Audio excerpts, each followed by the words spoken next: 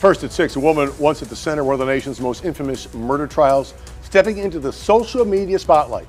Casey Anthony, a local resident, has launched a TikTok account calling herself a legal advocate and offering advice to other people. Anthony, once known as the most hated woman in America, is sitting in her car, as many TikTokers do, giving advice to people who may need a legal advocate. Anthony doesn't say how she is qualified to give this advice, except to say that she's been in the legal field now since 2011, when she was surprisingly acquitted of murdering her 2-year-old toddler, Kaylee. I did reach out and text her. She answered me right away. She declined to do an interview or to comment further, and she also declined to give me permission to use that TikTok in this report. Meanwhile, online backlash is growing. It's been swift, it's been brutal, but at this moment, I just checked, she has 46,000 followers and climbing. Get out of the way.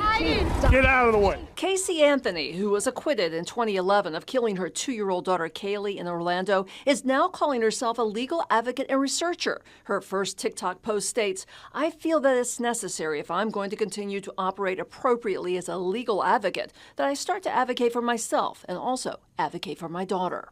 Anthony states that she has been in the legal field since 2011. That's when her trial ended and she moved to West Palm Beach. She's since moved out of state. Many people consider her acquittal a huge miscarriage of justice, and she has mostly stayed out of sight since then. The backlash to her new online appearance has been swift and brutal. People say they remember the shocking details. Anthony did not report her daughter missing for over a month, but instead was seen partying and entering a hot body contest. She lied to police and to her parents about Kaylee's whereabouts, inventing a fictitious nanny she said kidnapped the child. Finally, 6 months later, little Kaylee's body was found in nearby woods, wrapped in a laundry bag with duct tape around her skull. Prosecutors said Anthony had first drugged the toddler with chloroform so she could live the single lifestyle. Anthony, however, insisted her father had something to do with the child's death and disposed of the body. She also accused him of sexually abusing her and Kaylee, which he has always denied. In her TikTok, she says her post will not be about her parents, but at some point she will respond to things they have said and done. Anthony is also launching a Substack newsletter saying she'll provide legal resources and support for those facing legal challenges, particularly in the LGBTQ and women's rights communities. And it's unclear how Casey Anthony plans to advocate for her dead daughter. I asked her when her next TikTok would post, and she declined to answer that as well. She did post on Substack, though, that the presumption of innocence is a sacred right afforded to all individuals arrested in this country. So far, as I said, she's got over 46,000 followers since launching her first post on Saturday, but she's got the comments turned off, which hasn't stopped others from blasting her in their own. In the Circuit Court for the 9th Judicial Circuit in and for Orange County, Florida. State of Florida versus Casey Marie Anthony. As to case number 2008 CF 15606-0. As to the charge of first-degree murder, verdict as to count 1, we the jury find the defendant not guilty, so say we all, dated at Orlando, Orange County, Florida, on this 5th day of July, 2011, signed foreperson.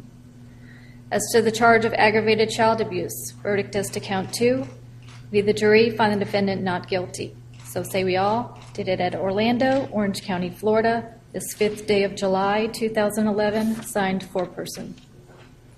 As to the charge of aggravated manslaughter of a child, verdict as to count 3, we the jury find the defendant not guilty. So say we all, dated at Orlando, Orange County, Florida, this 5th day of July, 2011, signed foreperson. As to the charge of providing false information to a law enforcement officer, verdict as to count 4.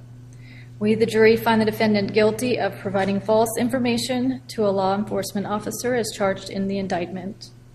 So say we all, dated Orlando, Orange County, Florida, this 5th day of July, 2011, signed foreperson. As to the charge of providing false information to a law enforcement officer, verdict as to count 5. We, the jury, find the defendant guilty of providing false information to a law enforcement officer as charged in the indictment.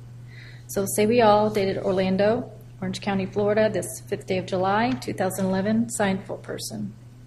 As to the charge of providing false information to a law enforcement officer, verdict as to count 6. We, the jury, find the defendant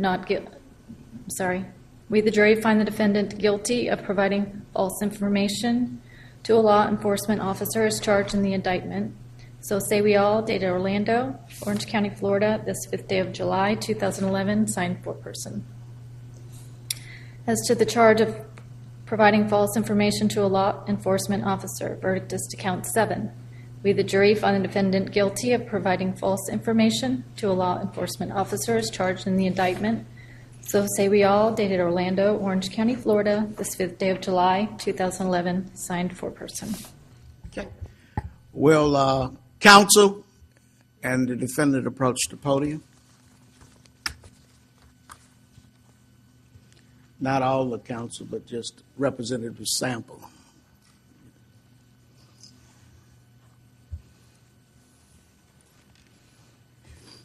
For those of you who don't know, my name is Casey Anthony. My daughter is Kaylee Anthony. We, the jury, find the defendant not guilty. I feel that it's important that I use this platform that was thrust upon me and now look at as a blessing as opposed to the curse that it has been since 2008. More than 15 years after Casey Anthony became infamous, The whole point of this is for me to begin to reintroduce myself. the true crime figure resurfaces and rebrands on TikTok. I am a legal advocate. I am a researcher. I've been in the legal field since 2011. And in this capacity, I feel that it's necessary, if I'm going to continue to operate appropriately as a legal advocate, that I start to advocate for myself and also advocate for my daughter. Casey's laid low since her acquittal in the murder of 2-year-old daughter Kaylee, but now she's promising raw, uncut, and unfiltered legal advocacy, all from inside her car. My goal is to continue to help give a voice to people, to give people tools and resources that they can utilize so they actually know where they can turn to. Still going to keep my privacy intact, so you will get very comfortable with my car, and I will explain in great detail why it's so important for people to protect their privacy. This comes after her update in the 2022 docuseries Where the Truth Lies.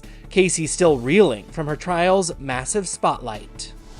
I've spent the last 10 and a half years doing primarily criminal defense work because I don't ever want to see someone be pigeonholed by not only law enforcement, but the media.